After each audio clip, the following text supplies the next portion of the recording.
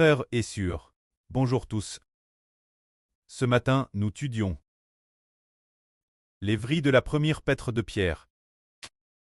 La première Pètre de Pierre a été écrite par l'apôtre du Seigneur Christ. Pierre, la première Pètre de Pierre, de quoi parle-t-elle principalement? Nous sommes nés de nouveau. Non pas d'une semence corruptible, mais d'une semence incorruptible. C'est-à-dire que la première Pètre de Pierre parle d'une nouvelle vie. Cette nouvelle vie est une vie née du Saint-Esprit.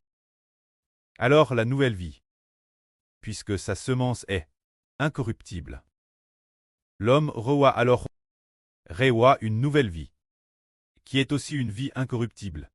Alors qu'est-ce qui est la semence incorruptible? Nous comprenons que chaque type de vie a sa semence.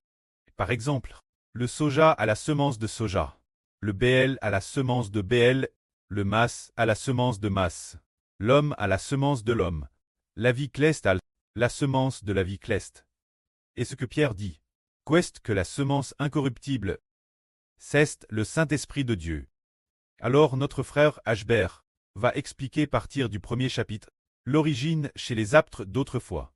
Les livres écrits étaient centrés sur le fait de permettre aux gens de recevoir ce qui est haine du Saint-Esprit, expliquant le contenu de la nouvelle vie. Regardons. Le premier chapitre, Pierre raconte que naître du Saint-Esprit permet d'obtenir héritage cleste. C'est-à-dire que l'homme doit naître de l'Esprit de Dieu pour hériter du royaume des cieux, devenir le royaume des cieux, obtenir le royaume des cieux, devenir des enfants sous le nom du royaume des cieux, et obtenir aussi la nouvelle vie qui vient du ciel. C'est-à-dire que seuls ceux qui sont nés du Saint-Esprit peuvent hériter de héritage cleste. Par exemple, si quelqu'un est des parents terrestres, l'enfant de parents terrestres, alors il héritera des biens de ses parents. Si quelqu'un est un enfant de Dieu, il héritera des biens de Dieu. Et les enfants de Dieu doivent être nés du Saint-Esprit. Lisons. Le premier chapitre de la première Pètre de Pierre. Pierre, apôtre de Jésus-Christ, crie au lu de Dieu dispersé dans le Pont, la Galatie, la Cappadoce, l'Asie, la Bithynie, ceux qui y vivent en étrangers, lus, selon la prescience de Dieu le prêt, par la sanctification de l'Esprit, pour obéir Jésus-Christ, et participer l'aspersion de son sang, que la grâce et la paix vous soient multipliées. Pierre a écrit cette lettre. Il l'a écrite aux gens de nombreux endroits. Il dit Pierre, apôtre de Jésus-Christ. Il est un apôtre honorable. Qui crie-t-il? Au lieu de Dieu, c'est-à-dire qu'il crie ceux qui sont aimés de Dieu, et choisis par lui, sont ces personnes disperses dans le Pont, la Galatie, la Cappadoce, l'Asie, la Bithynie, ceux qui y vivent en étrangers. C'est-à-dire que Pierre crie aux personnes disperses cette époque, dans divers endroits, ce qui signifie qu'ils sont lus selon la volonté de Dieu, par le Saint-Esprit, pour très sanctifier, pour obéir Jésus-Christ, et pour participer l'aspersion de son sang. Qui crie-t-il? Il crie ceux qui sont choisis par Dieu, pour qui le Seigneur Jésus a versé son sang précieux, et dont les péchés sont ainsi pardonnés. Alors tout comme le frère Héber fait de Madame, qui le frère Héber enseignait-il la vraie? C'est ceux qui appartiennent Christ, qui appartiennent Héber, qui appartiennent Dieu, c'est-à-dire ceux qui sont choisis pour très appel. L'Israël spirituel. C'est ces personnes qu'il crie, c'est ces personnes qu'il enseigne. Il en va de Madame pour le Seigneur Christ. Pour qui le Seigneur Christ priait-il? C'est pour ceux qui appartiennent Dieu, qui appartiennent Christ qu'il prie. Pierre aussi crie sa lettre, ceux qui croient au Seigneur Jésus, qui acceptent le Seigneur Jésus-Christ, l'être unique et son salut. Quant aux non-croyants, nous n'avons pas besoin de les enseigner. Nous n'enseignons que ceux qui croient. Ce sont ces croyants qui sont si précieux aux yeux de Dieu. Ceux qui sont appelés les trésors de Dieu, les trésors du Seigneur Christ, ce sont eux que nous devons enseigner. car ces personnes sont extrêmement précieuses. C'est pourquoi il faut leur faire comprendre le salut. Pierre continue en disant « Béni soit le Dieu et près de notre Seigneur Jésus-Christ, qui est aussi son preux.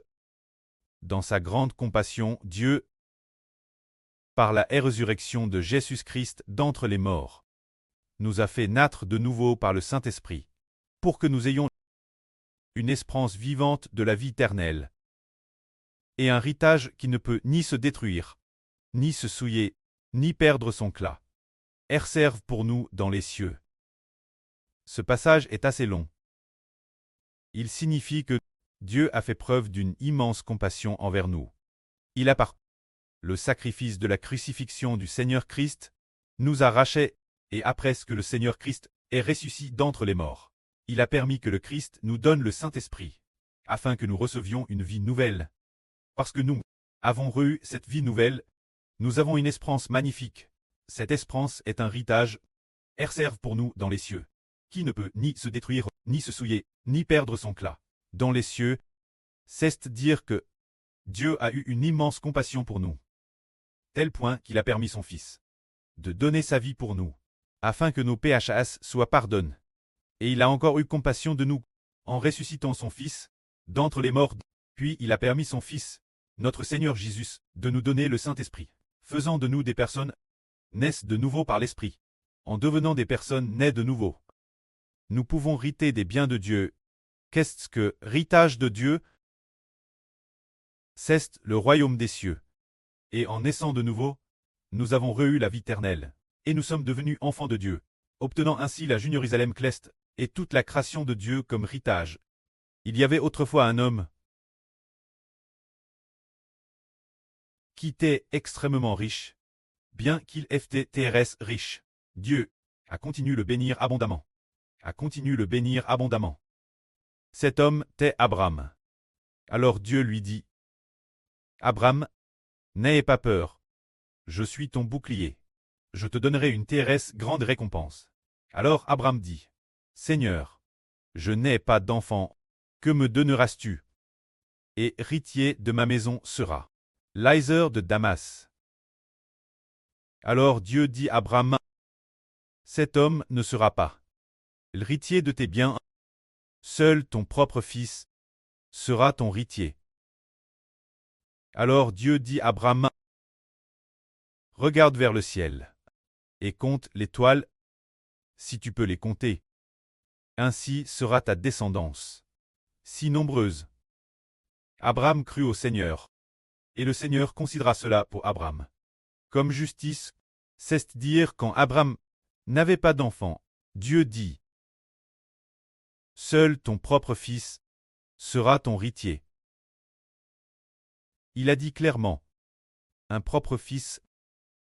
Alors, si nous sommes les propres fils de Dieu le pré-céleste, nous hériterons des biens de Dieu, si c'est du Seigneur Jésus-Christ, le propre fils, il héritera aussi des biens du Seigneur. Ce qui est merveilleux, c'est que Dieu, par le sacrifice du Seigneur Christ, a une raison pour pardonner nos péchés, car le Seigneur Christ est mort sur la croix. Ce moment tel, il a dit, tout est accompli.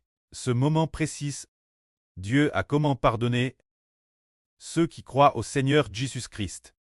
Les péchés de ces personnes, Madame nous, avant de connaître le Seigneur a dit j'étais crucifié pour nous.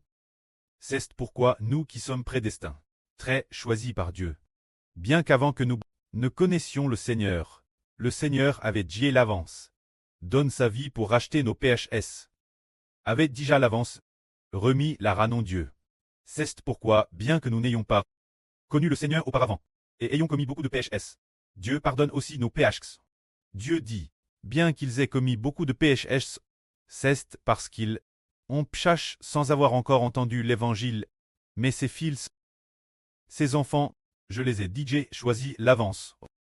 Bien qu'ils commettent beaucoup de péchés, je ne leur en tiendrai pas trop rigueur, car leur Seigneur, leur prêt, a déjà été crucifié pour eux.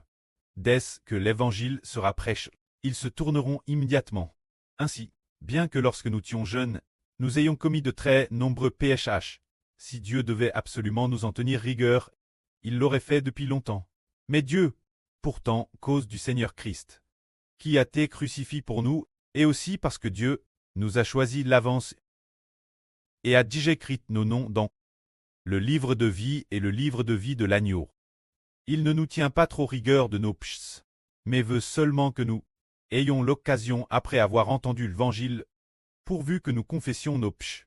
Et, tant que nous le voulons, acceptons le salut du Seigneur Jésus, Dieu ne nous tiendra plus jamais rigueur de nos péchés.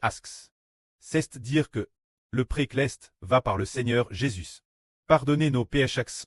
Et ce qui est merveilleux, c'est que le pré par le Seigneur Christ, après s'être ressuscité d'entre les morts, nous a donné l'Esprit de la vie éternelle et le Saint-Esprit. Après nous les avoir donnés, nous devenons les propres enfants de Dieu, puisque nous sommes devenus ses propres enfants. Nous sommes l'héritier du patrimoine de Dieu. Tout comme le frère Ashbert l'a dit. Dieu a dit autrefois à Abraham, « Cet homme ne sera pas l'héritier de ton patrimoine, seul ton propre fils sera héritier de ton patrimoine. » C'est dire que seul un propre fils est l'héritier du patrimoine. En 2023 ou en 2022. Il semble que ce soit en 23. Le frère Ashbert a fait un RVE. Dans le RVE, il y avait le frère Ashbert avec papa le Seigneur Jésus. Ce moment-tel, il fallait attaquer toutes les nations et tous les peuples. Et là rire, il y avait un marshal nommé le marshal Gan Haoyuan. Ensuite, hier soir, le frère Ashbert a cherché ce que signifiait Gan Haoyuan. Gan Haoyuan est un camarade d'université des Ashbert. Il a donc cherché ce qui est appelé Gan Haoyuan. Que signifie ce Haoyuan? Hao signifie brillant, lumineux. Yuan signifie chef. Ce qui signifie que ce marshal Gan Haoyuan désigne en fait l'archange Michel. Hao signifie lumineux et saint.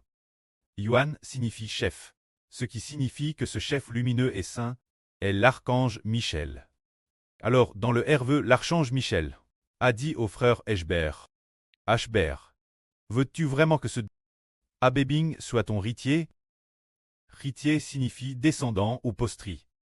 Il ajoute, « Surtout ne le laisse pas être ton héritier. » Ensuite, Ashbert lui a dit, « Je ne l'ai pas laissé être mon héritier. » Et puis il s'est réveillé. Ce moment-tel, le frère Ashbert ne savait pas qu'il était le prêtre de la nation, qu'il aurait des milliers d'enfants, comme héritiers. Mais l'archange Michel, lui, a pourtant dit clairement, « Surtout ne laisse pas Abébing être ton héritier. » Ce Abing, notre frère Rehoboth le sait. C'est quelqu'un qui le frère Ashbert a enseigné pendant plus de 5 ou 6 ans, peut-être 6 ans de Bible. C'est celui dont dans le RVE, il avait hervé qu'il adorait des idoles et n'appartenait pas à Dieu. Alors pourquoi l'archange Michel a-t-il dit « Surtout ne laisse pas Abing être ton héritier », c'est-à-dire ne laisse pas Abing devenir ton descendant, ce qui signifie ne pas le laisser devenir ton fils. C'est parce que cet homme n'est pas haine de l'esprit. C'est dire cet homme Abing. Il ne croira pas au précleste et au Seigneur. Pour obtenir une vie ingénieure, il n'est pas haine de l'esprit. Donc il n'est pas le propre fils du frère Ashbert. Il ne peut donc pas être son héritier. Que la gloire soit rendue au prêtre et au Seigneur.